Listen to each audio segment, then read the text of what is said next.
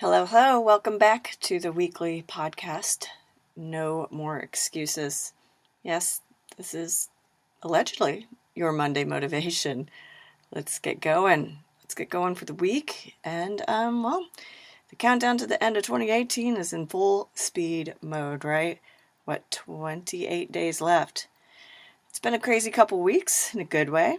Just full of fun, exciting stuff with clients on my own, and with getting my book finished and getting the book launches set up and all that jazz. So it's last week was huge successes. I mean, huge for all my clients I had meetings with.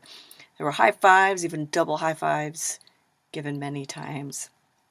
And one client, I've been so excited for her, proud of her, with her focusing on one thing at a time. I've mentioned her in many of my podcasts recently. And now she really has stepped into her role as a manager, handling conflict, addressing things within her department, and just nipping things in the bud, and setting her goals, and most importantly, sticking with that schedule that she just was resistant to make, didn't think it was going to work, and it's helped so much. And it's helped the department, it's helped the whole office with their energy. And also there was, with the holiday, with Thanksgiving, and one person being on vacation another week, there was some things that got off track because, they're down people and lost a day. But she was able to recover faster, right? So having that schedule and having that plan helped her immediately know how to get back on track and recover. And it was amazing to hear that. And another client, I've been helping him with his marketing efforts, stepping in a little more than a coach probably normally does, but I've been connecting him with the right people, building that trust, and he's seeing more results, better results. He's had less moments of overwhelm, and he's been able to focus on the business side of things, stepping into his role, and, drum roll please, he admitted on one of our phone calls that he doesn't have the time nor the expertise to do the updates on his website and some other things, so he will be delegating that out. I was like, so excited! Delegating! Yes. Stepping into his role to use his time wisely, right? It's like, oh my God, so many amazing conversations and breakthroughs last week. I could spend an hour bragging about all of them. So don't worry if you're listening and neither of the examples are you. I'm proud of you. I'm excited for you, your progress, your dedication to finishing the year strong, as well as your success. And just quickly, I had somebody that messaged me about the side project. Got some of those things going. Had some challenges. Another one, confidence with being okay, who he is, his quote unquote title, and stepping into his role and really again building that confidence and being able to go out there and do more. And then realizing all that, one client, all that she's done throughout the whole year versus focusing all this shit, right? And having some seriously tough conversations. Again, all of these clients had tough conversations. It's like the universe helped everyone step up, step out of their comfort zone and into their roles.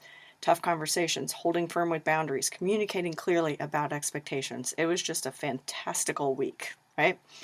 And last week's podcast and social media theme was about effort and aligning with the expectations. Assuming you were a shoo-in like I did for that one speaking opportunity, or that people were doing their jobs properly, assumptions, and also assumptions, assuming that people understand what you mean, that you all did a fantastic job. But for those of you that are listening that I don't know or have never spoken with, haven't heard from, how did your week go? The results I mentioned is why I do progress checks with clients all the time. So where are you with finishing the year strong? The one thing a day. If you're not feeling good about where you are, break it down even more. Seriously, just give me one thing that you'll do for this week versus each day. Sometimes you're thinking, oh God, I have to do one thing each day. Well, I've talked about that. There was days when I was traveling.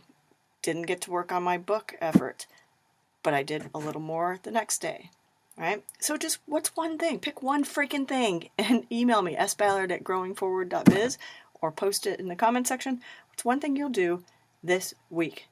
No more excuses, right? I mean, seriously, there's 28 days left in the year. I've helped everyone this, in the last year or years I've been doing this. I helped them realize their efforts created the results they wanted, and now they actually do align with their expectations. So you have 28 days to get off your ass, get your shit together. So instead of bitching about the year, you're going to smile at the end of the year, right? Seriously, I've had one client I've been working with just over a year, the one I talked about with confidence. When we met the first time, he was like, he admitted he didn't think I had what it took to, quote unquote, fix him. And now he calls himself the fixer. It's just super cool to see where he is compared to last year. So if you're feeling shitty about where things are, look back at where you were at this time last year, going into the end of the year, facing the last month of the year. Where were you, and where are you now? If you did a goal sheet, look at it, pull it out, dust it off, but look at it with an open mind. If nothing's crossed off, why? What happened? Could have been something major. Could have been something bad. Could have been something good. But also look at what's happened instead. Did you pivot? I talk about pivoting in my latest book, The Magic Pill. It's on Amazon. Oh, just in case. Shameless plug. But I also heard, I am listening to Richard Branson's Finding My Virginity book when I'm on the treadmill. And this morning, I heard him talk about pivoting one of his companies. He has like 300. But with the market trends and consumer needs, one of his companies pivoted. And it turned out amazingly well. So you've got to watch for that. So many times we get caught up in the shitstorm of what's happened, or what's happening now that's not good, or you didn't want to happen, or I guess think was going to happen. And we forget about what we have accomplished. Or if there was something major, like I said, that took us off track. Could have been a health issue. Could have been a health issue of someone you know. Could have been a death. Who knows? And like one of my clients who looked back and she realized all that she had done, she smiled. I mean, she really smiled and was like, she pulled her sheet out. I did a survey for her clients last year, or for her staff last year, and she's like, and then she had written down some things that she really wanted to do over the next year, and she's like, holy crap, look at all this. And I got her to just smile and take a breath.